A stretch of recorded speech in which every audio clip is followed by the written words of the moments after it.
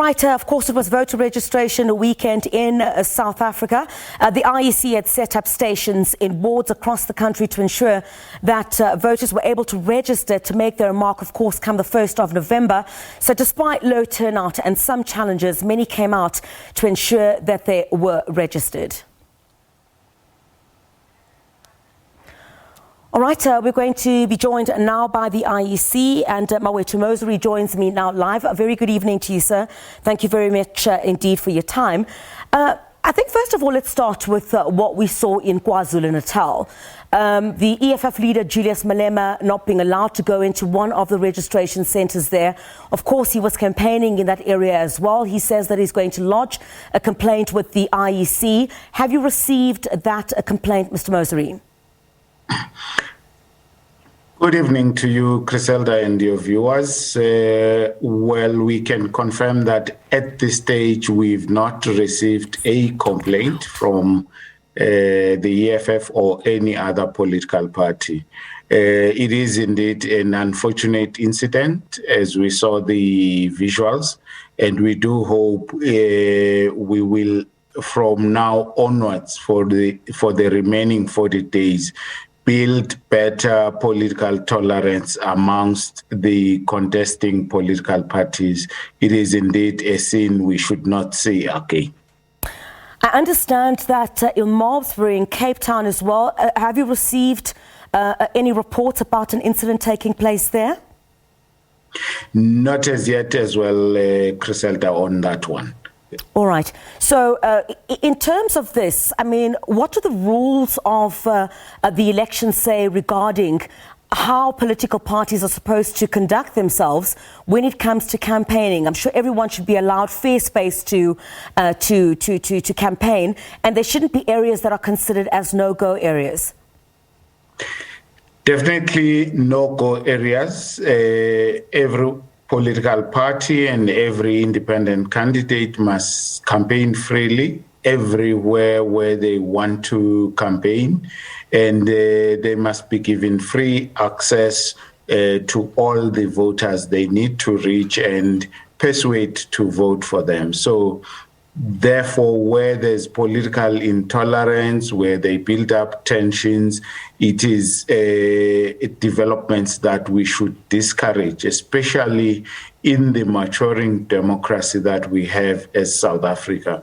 In these incidents that are indicated this afternoon, they are calling on immediate intervention by our panelists for conflict mediation so that we can build a better political environment for the remaining period to the election on 1 November.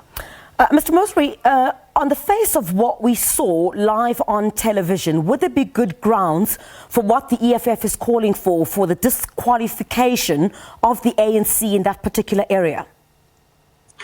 Your earlier question also included what are the rules during campaigning and the framework around campaigning. Obviously, we do have two provisions in our legislation that deal with the conduct of political parties during campaigns. One is prohibited conduct, where they are prohibited from doing acts that interfere with the campaigns of other political parties, as well as utterances and other. On the other hand, we have a second area of provisions in our framework, which is the Code of Conduct. Obviously, the Code of Conduct comes into effect on the day of proclamation of the election. In this instance, the Code of Conduct comes into effect on Monday, tomorrow. And then it is the Electoral Court that can mete out the kind of punishments that you've indicated to me just now. They will have to approach the Electoral Court on their own as a party, or based on whatever intervention that we do as a mediation exercise as the Electoral Commission. If that does not work or it fails, then they can proceed and approach the Electoral Court. All right.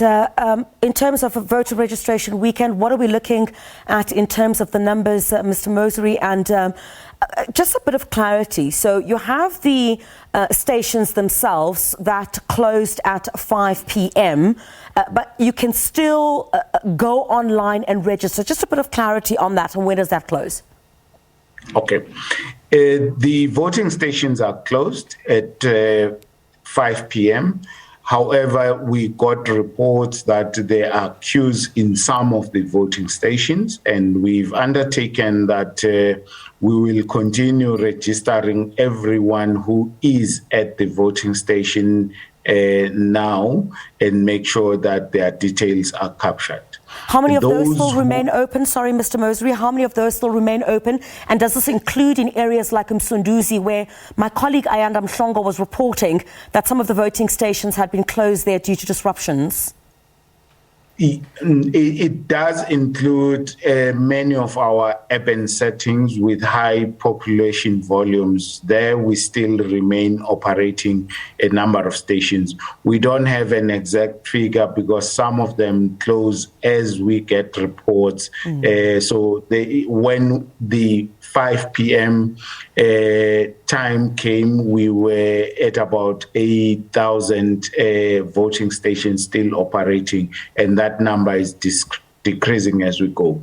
Indeed, in Msunduzi, there were voting stations where we were challenged, about 3 of them, and they remained a difficult operation throughout the day. And there we were always encouraging that if you can't get to the voting station, then use our online platform. And as per your indication, the online registration, the Register to Vote platform, will continue operating until midnight tomorrow, Monday, the 20th of September, when the minister is expected, Minister of Culture, is expected to proclaim the election. All right, so midnight online tomorrow. That's how much time you have to register to vote for the upcoming election on the 1st of November. Mr. Mosery, thank you very much indeed for speaking to us. We appreciate the time of the IEC, especially to monitor how things are going as we head towards the municipal elections on the 1st of November. Thank you very much for joining us on the programme.